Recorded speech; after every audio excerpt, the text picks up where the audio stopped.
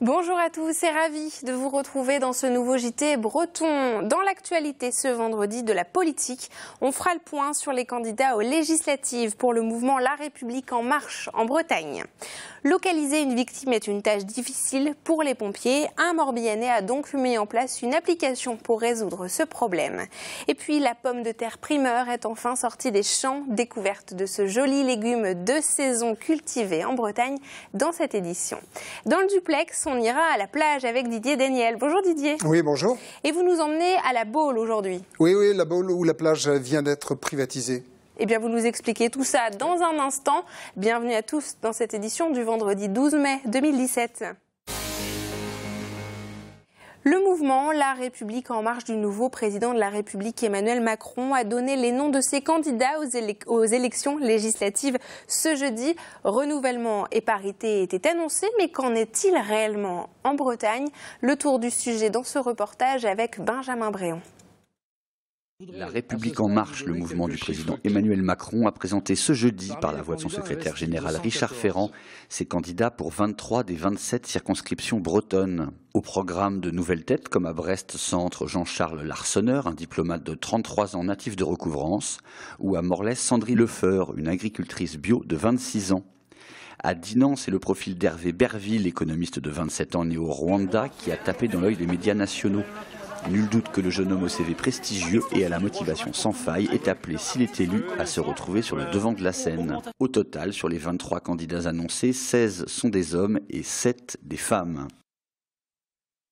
Leur âge moyen est de 48 ans et 3 mois, le plus âgé a 66 ans et 4 d'entre eux sont plus jeunes que le président élu. 4 sont députés sortants, dont 3 dans le Morbihan et 9 sont novices en politique. La liste n'a pas fait que des heureux, et notamment à Rennes-Nord, où le parachutage de Gaspard Ganzer, conseiller en communication de François Hollande et ami d'études d'Emmanuel Macron, fait des vagues. Son arrivée a provoqué une levée de boucliers, jusqu'à être décrite par un élu PS comme un deal de jeune con à jeune con. Comme dirait Jean-Yves Le Drian, le billard politique, c'est un art. Parlons à présent d'une initiative que l'on peut considérer d'utilité publique. Un pompier morbihanais a lancé une application pour simplifier la localisation des victimes lors des appels d'urgence. Elle s'appelle Géoloc 18112 et Clara Gestin et Xavier Patrijon nous en parlent dans ce reportage. Pompier, bonjour. Oui, bonjour, je suis monsieur Delanoë, je me trouve sur Vannes là. Je sais que je me trouve sur Vannes, maintenant je ne sais pas trop. Qu'est-ce qui se passe ? Je suis tombé dans un fossé et je crois que je me suis cassé la cheville. Alors, je vais vous envoyer un lien SMS. Il va falloir cliquer dessus de façon à vous géolocaliser. La solution à une problématique quotidienne des centres d'appel des pompiers se trouve dans cette application. Il s'agit d'une géolocalisation automatique grâce à l'envoi d'un SMS. En quelques secondes, les services de secours peuvent localiser les victimes à 5 mètres près. L'idée vient des gendarmes en fait, qui utilisaient une application un peu similaire mais en haute montagne en fait. Donc il n'avait pas déployé en France, il l'avait déployé uniquement sur les pelotons de gendarmerie de haute montagne. Alors le Morbihan et le Var se sont penchés sur la création de Géoloc 18112. Martin de Roy l'a codé et fabriqué pour la proposer à présent à 71 départements. C'est un projet que moi j'ai commencé tout seul de mon côté, chez moi, le week-end, le soir, le matin. Et voilà, jusqu'à ce qu'il soit prêt à être utilisé. On a commencé en décembre 2015. Courant 2016, on l'a déployé en France. On l'a proposé aux autres. Alors que ce soit pompiers, mais aussi au CROSS. On en a un dans le département. Et on l'a proposé. Là, les Belges ont entendu parler du projet et nous ont contactés. Ils sont en train de l'utiliser et vont le généraliser à toute la Belgique. Aucune installation d'application n'est demandée. Il faut juste cliquer sur le SMS. Avant, il fallait passer par les opérateurs pour localiser les victimes. Cela prenait 20 minutes pour une précision médiocre. Aujourd'hui, il faut dorénavant quelques secondes pour une position exacte. Ça n'a rien coûté en termes de développement, puisque je l'ai fait. Les SMS, on a eu un partenariat avec la société SMS Factor. Elle offre 200 SMS. En 2016, ce SMS a été envoyé 6000 fois. La solution est mise à disposition des centres de secours gratuitement. Son utilisation ne cesse d'augmenter et de se généraliser. Les plages bretonnes désormais privées, la question est posée et Didier Déniel nous éclaire dans le duplex. Alors Didier, la plage de la Baule vient d'être privatisée, c'est une première en France, expliquez-nous. Oui, effectivement, c'est une première, c'est le groupe Veolia qui hérite de cette nouvelle activité, une conséquence de l'application du décret plage 2006 qui vise à réglementer l'occupation commerciale sur le sable. La commune de La Baule aurait pu conserver la gestion du site et garder les bénéfices des redevances versées par 35 commerçants qui travaillaient en bord de mer. Elle a préféré confier tout cela à un groupe privé. Alors, quelles seront justement les missions de Veolia ? Alors, les surfaces commerciales actuelles, d'abord, vont être rasées. Et à l'horizon 2018, de nouveaux modules standardisés vont sortir de terre. Ils seront facturés de 100 000 à 500 000 euros à ses occupants. Et ils devront être démontés à l'approche de l'hiver. Les commerçants qui les occuperont verseront donc des redevances au groupe. En contrepartie, ce dernier se chargera du nettoyage de la plage, des toilettes et de l'aménagement des accès à la mer. Logiquement, Veolia devrait percevoir entre 400 000 et 800 000 euros de redevances et reverser 170 000 euros à l'État, qui est propriétaire du domaine maritime. Alors, localement, ce projet ne passe pas bien. Pourquoi ? Les commerçants craignent qu'il leur coûte extrêmement cher. Une association de défense est née. Ces arguments sont les suivants. Imaginez que vous êtes locataire d'un appartement, qu'on vous demande de le raser, qu'on vous demande de le reconstruire et qu'on multiplie votre loyer par 3.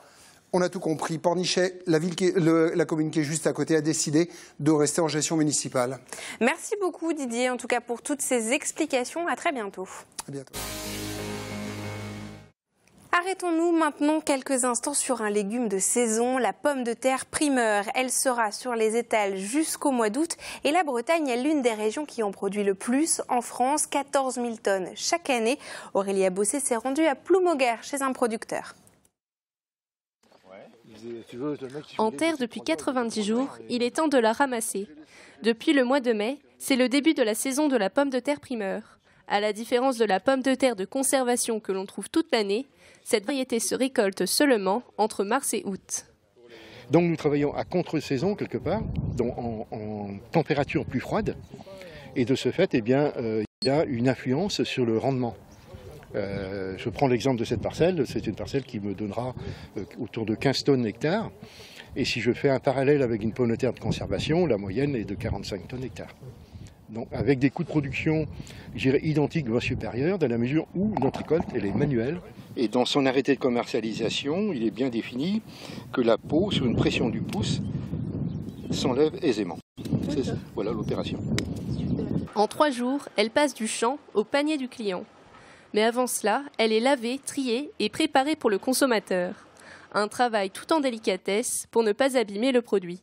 Au moment du conditionnement, on rajoute un petit peu de tourbe blonde dessus pour 2 raisons. Lui redonner un côté naturel, on va dire, terroir entre guillemets, et aussi parce que cette tourbe va absorber l'eau qui reste autour des pommes de terre et donc va améliorer par là même sa conservation. Cette pédoncule ne se conserve pas plus d'1 semaine et germe très rapidement.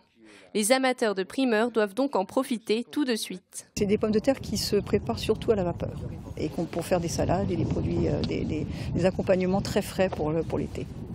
Il reste encore quelques mois pour profiter de la moins mûre des pommes de terre, la Lady Christelle. Une autre variété viendra la remplacer de fin mai jusqu'à début août. Puis il faudra attendre de nouveau l'an prochain pour déguster des pommes de terre aussi fraîches.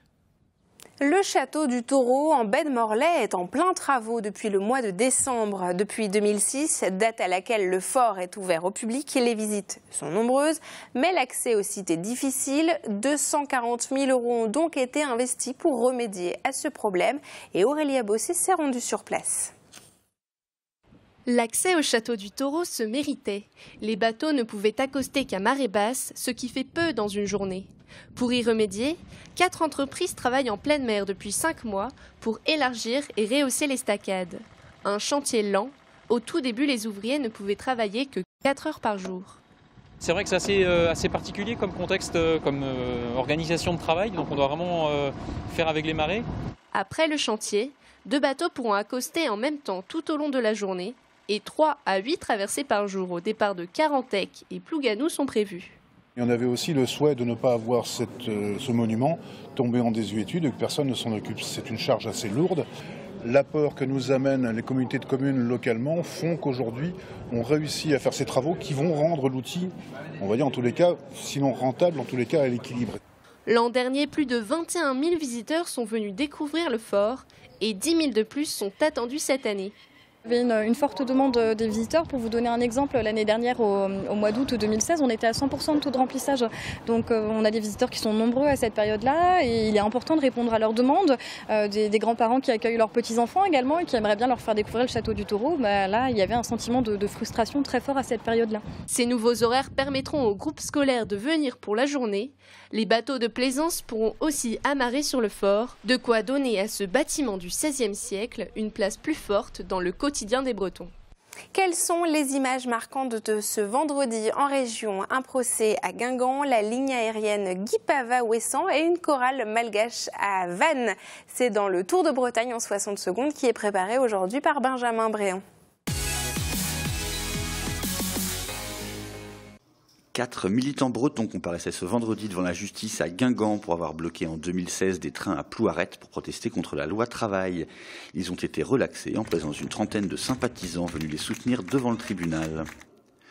Embarquement immédiat sur la plus petite ligne aérienne de France, 50 km de long, un quart d'heure de vol, et quand même 3200 passagers transportés l'an dernier, plus 373 transports sanitaires.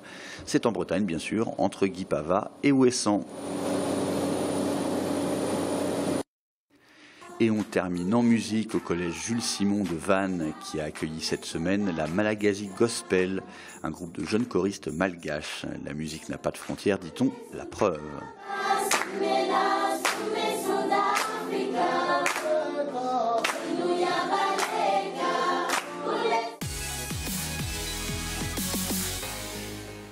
Et on se quitte comme souvent avec ces quelques notes de musique. Merci beaucoup de nous avoir suivis. Vous nous retrouvez évidemment sur les réseaux sociaux Facebook et Twitter de TB Sud et TBO.